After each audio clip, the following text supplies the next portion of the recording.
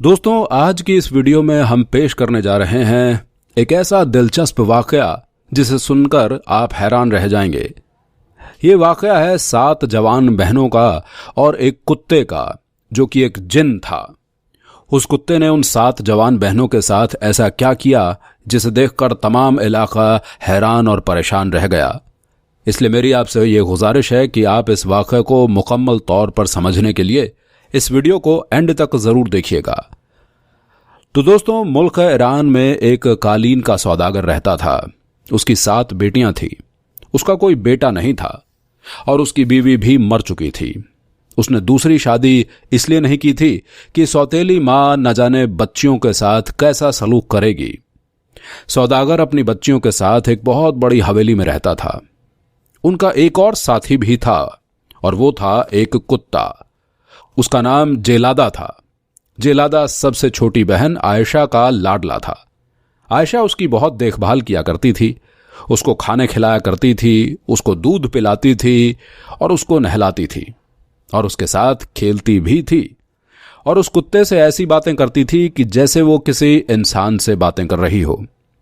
दोस्तों, वो कुत्ता नहीं था बल्कि वो तो एक जिन था, और जिन भी खुश मिजाज इंसानों से मोहब्बत करने वाला था। और अपना दिल बहलाने के लिए कुत्ते की शक्ल में सौदागर के घर रहने लगा था। वो सौदागर रोज सुबह सवेरे बाजार जाकर अपनी दुकान खोलता और फिर दोपहर को खाना खाने के लिए घर आ जाता और फिर घर पर खाना खाकर अपनी दुकान पर वापस चला जाता और शाम तक दुकान पर ही मसरूफ रहता था। उसकी जिंदगी इसी तरीके से गुजर रही थी। एक रोज दुकान से वो वापसी पर मस्जिद के सामने से गुजर रहा था तो तभी उसे एक आवाज सुनाई दी, ऐ मुसलमान, खुदा को याद करो, सिर्फ वही भरोसे के काबिल है। ऐ गुनहगारों, खुदा सब कुछ देख रहा है, सिर्फ उसी की तारीफ करो। याद रखो, हज करना हर मालदार मुसलमान पर फर्ज है, और आप में से जो भी अल्लाह का घर देखना चाहता है तो वो रसूल करीम सल्लल्लाहु ताला अलैहि वसल्लम के रोजे की जियारत करना चाहता है। तो इसको इत्तला दी जाती है कि काफिला इस महीने की 5 तारीख को रवाना होगा। सौदागर ने जब ये बात सुनी तो उसके दिल में भी ये तमन्ना पैदा हो गई कि वो भी हज के लिए जाएगा। उसने पक्का इरादा कर लिया कि वो इसी साल मक्का जरूर जाएगा और खुदा के घर में हाजिरी जरूर देगा। वो जल्दी जल्दी घर पहुंचा और उसने बेटियों से कहा, मेरी प्यारी बेटियों, तुम देख रही हो मेरे बाल अब सफ़ेद हो चुके हैं और मैंने अभी तक हज का फ़र्ज़ अदा नहीं किया है और ना ही रसूल करीम सल्लल्लाहु अलैहि वसल्लम का रोज़ा मुबारक देखा है, और इस साल मैं ये फ़र्ज़ ज़रूर अदा करूँगा। अगर मैं हज पर गया तो मुझे तुम्हारी फ़िक्र लगी रहेगी और तुम्हारी देखभाल करने के लिए। और फिर ये सुनकर उसकी बेटियां उदास होने की बजाय और खुश हुईं। और फिर बड़ी लड़की ने ये कहा, अब्बाजान, आप ज़रूर तशरीफ़ ले जाएं और आप हमारी फ़िक्र न करें, ये कुत्ता हमारी हिफाजत करेगा। आयशा ने बाप को तसल्ली दी और लड़कियों ने खुशी खुशी बाप का सामान बांधना शुरू कर दिया और खाने पीने की चीज़ें पकाकर उसके साथ रख दी और उसके साथ काफ़ी चीज़ें बांध दी ताकि उसको लंबे सफ़र पर चलने के लिए तकलीफ महसूस ना हो। उस ज़माने में ईरान से मक्का जाने में और वापस आने में 1 साल लग जाता था। सौदागर ने अपनी बेटियों के लिए साल भर के खाने पीने का इंतज़ाम तो कर रखा था और हर चीज़ घर में डाल दी थी और ज़रूरत की हर चीज़ खरीद कर दे दी थी ताकि लड़कियों को किसी भी चीज़ की तंगी ना हो। और उसने उन्हें नसीहत करते हुए कहा, तुम लोग घर से बाहर कदम ना रखना, कोई भी आए दरवाज़ा हरगिज़ मत खोलना। वो लड़कियां कहने लगी, आप जब तक नहीं आएंगे हम दरवाज़ा नहीं खोलेंगे। लड़कियों ने अपने बाप से वादा किया। सौदागर ने बेटी को गले लगाकर उनको प्यार किया और फिर उन्हें खुदा के हवाले कर दिया और हज पर रवाना हो गया। उसे यकीन था कि जेलादा की मौजूदगी में घर के अंदर दाखिल होने की कोई भी जुर्रत नहीं करेगा। लड़कियों ने दरवाजे को अच्छे तरीके से बंद कर दिया और हवेली में अच्छे तरीके से रहने लगी और जेलादा उनके साथ साथ सारा दिन खेलता रहता और रात को आयशा के पास सो जाता था। और अब कई हफ्ते इसी तरह गुजरते चले गए। लेकिन एक बार दरवाजे पर जोर जोर से 3 बार दस्तक हुई। एक औरत की आवाज आई, दरवाजा खोलो। सातों बहनें दरवाजे के पास जमा हो गईं और उन्होंने पूछा, क्या बात है? तो बाहर खड़ी हुई औरत बड़ी नरमी से बोली। उन्होंने कहा, अरे भांजियों, मैं तुम्हारी खाला हूं, मैं तुम्हारी अम्मी की सगी बहन हूं। यह सुनकर आयशा ने फौरन कहा, मेरे ख्याल से आपको कोई गलतफहमी हुई है, हमारी कोई खाला नहीं है, और हमारी अम्मी जान तो हमारे अब्बा जान की तरह अपने माँ बाप की इकलौती बेटी हैं, और हमारी ना तो कोई खाला है और ना ही कोई मामू है। अब्बा जान के सिवा हमारे इस दुनिया में कोई भी नहीं है। तभी उस औरत ने बाहर से जवाब दिया, ए लड़की, तुम तो उस वक्त पैदा भी नहीं हुई थी जब मेरी शादी हो गई थी। मैं अपने माँ बाप का घर छोड़कर परदेश चली गई थी। तुम बड़ी प्यारी बच्चियां हो। शाबाश बेटा, दरवाजा खोलो। देखो बहुत देर हो गई है, बाहर इतनी तेज धूप है, मेरा भेजा पिघल रहा है, कोई साया भी नहीं है यहां जिसके नीचे मैं खड़ी हो जाऊं। बड़ी अच्छी हो ना तुम जल्दी से दरवाजा खोल दो। मैं थोड़ी देर आराम करने के बाद तुम्हें मजे मजे की कहानियां सुनाऊंगी, दूसरे मुल्कों के बारे में बताऊंगी, तुम्हारी अम्मी और नानी के बारे में बताऊंगी। सभी बहनें एक दूसरे की तरफ देखने लगी और फिर आपस में मशवरा करने लगी। आयशा ने कहा, हरगिज नहीं, खुदा के वास्ते दरवाजा मत खोलना। मुझे यकीन है कि हमारी कोई खाला नहीं है। अगर यह हमारी सचमुच में खाला है तो भी हमें दरवाजा नहीं खोलना चाहिए, क्योंकि अब्बा ने हमें सख्ती से मना किया था कि जो लोग अपने माँ बाप का कहना नहीं मानते हैं वो बड़े बदनसीब होते हैं। जेलादा पास ही खड़ा था, वो एकदम भौंकने लगा और कहने लगा, मैं जेलादा हूं और इनका रखवाला हूं। कोई भी आप सबको नुकसान नहीं पहुंचाएगा। कोई भी अगर आपको नुकसान पहुंचाएगा तो मैं उसकी बोटियां बोटियां कर दूंगा। अब कुत्ते की आवाज सुनते ही बाहर खड़ी खाला कहने लगी, इस कुत्ते से कितनी गंदी बदबू आ रही है। जेलादा एक जिन्न था जो कि बुढ़िया की आवाज से ही समझ गया था कि वो कौन है, और असल में वो बुढ़िया एक चुड़ैल थी। जेलादा को मालूम था कि वो बच्चियों को खाने के लिए आई है और चुड़ैल भी है, और वो जानती थी कि जब तक ये जिन्न इन लोगों की निगरानी में रहेगा वो इन्हें नहीं खा सकती है, क्योंकि कुत्ते जिन्न, भूतों और चुड़ैल लोगों के बहुत ही बड़े दुश्मन होते हैं।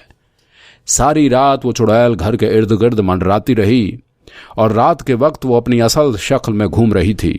उसके लंबे लंबे तेज दांत, और वो इतनी जोर जोर से चीख रही थी।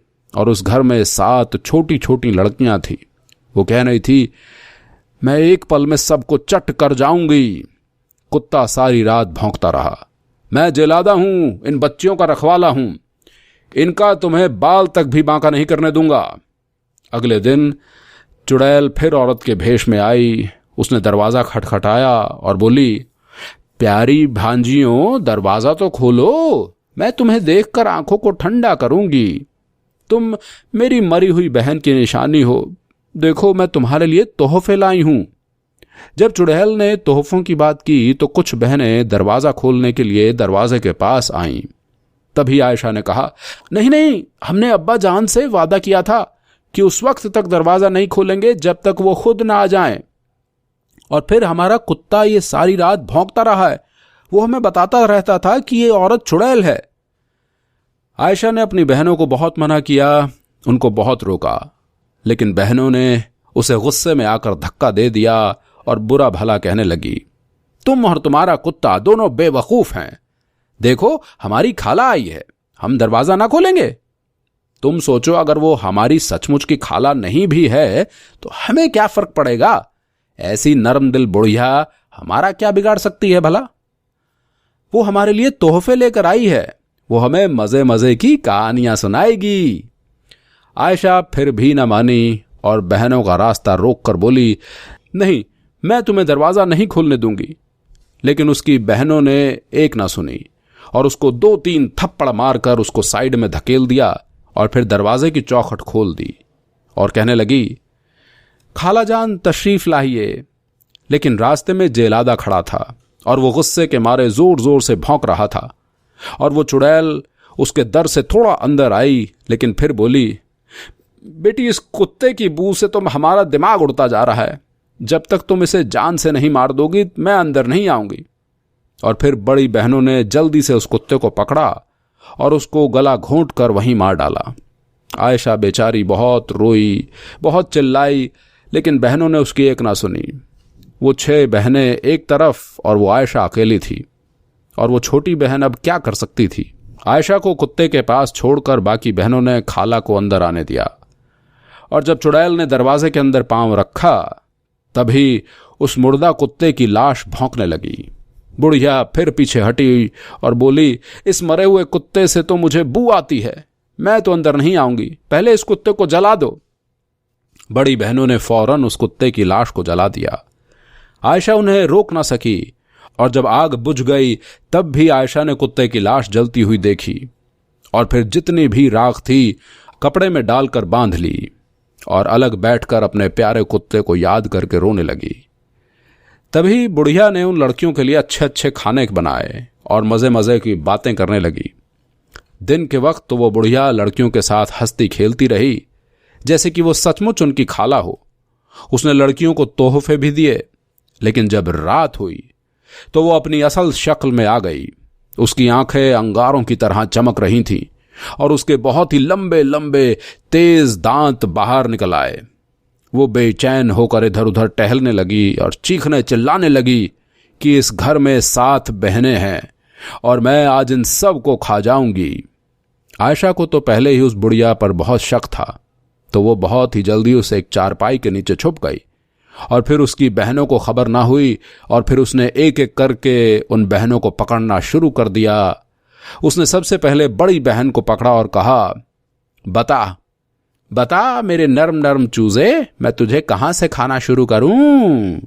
बड़ी बहन ने जवाब दिया, तुम मेरे सर से खाना शुरू करो, क्योंकि इस लड़की ने आयशा की बात ना सुनी।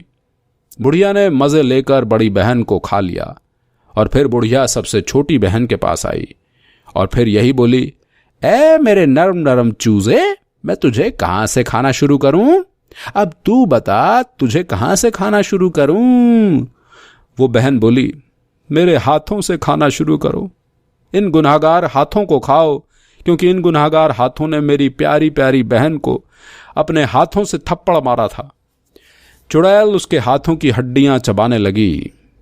जब 2 लड़कियां उसके पेट में चली गईं, तभी उसने तीसरी बहन से पूछा, ए मेरे नरम नरम चूजे, बता मैं तुझे कहां से खाऊं। तो उसने जवाब दिया, तुम मेरे कानों से खाना शुरू करो, क्योंकि मैंने अपनी बहन की एक ना सुनी थी। चुड़ैल ने तभी तीसरी बहन को भी निगल लिया। उसने चौथी बहन से पूछा, तभी उसने कहा, पहले मेरी टांगों को खाओ, क्योंकि इन बेवकूफों ने आयशा को मारा था। फिर चुड़ैल ने उसे भी खा लिया। और फिर 5वीं बहन से उसने यही पूछा, तो उसने कहा, तुम मेरे मुंह से खाना शुरू करो। जब आयशा मुझे दरवाजा खोलने से रोक रही थी तो उसे ये बुरा भला कह रहा था। चुड़ैल ने उसे भी चट कर लिया।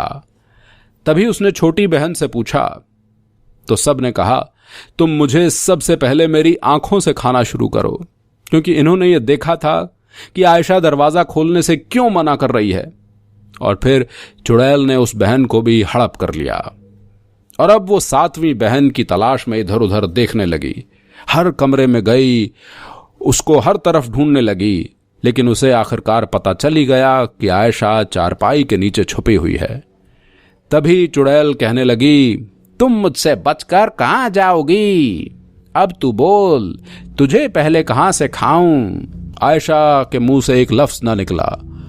उसने चुपके से पोटली निकाली जिसमें जेलादा की राख थी। उसने वो पोटली उस चुड़ैल के मुंह पर दे मारी और उस चुड़ैल को लग रहा था कि राख का एक टुकड़ा जेलादा हो, जो कि उसके ऊपर भौंक रहा हो। और मैं जेलादा हूं, इन लड़कियों का रखवाला हूं, इनको जो नुकसान पहुंचाएगा उसकी मैं बोटी बोटी नोच लूंगा। चुड़ैल डर के मारे दरवाजे की तरफ भाग गई और वो चीखने लगी, मुझे जाने दो, ये कुत्ता मुझे मार डालेगा।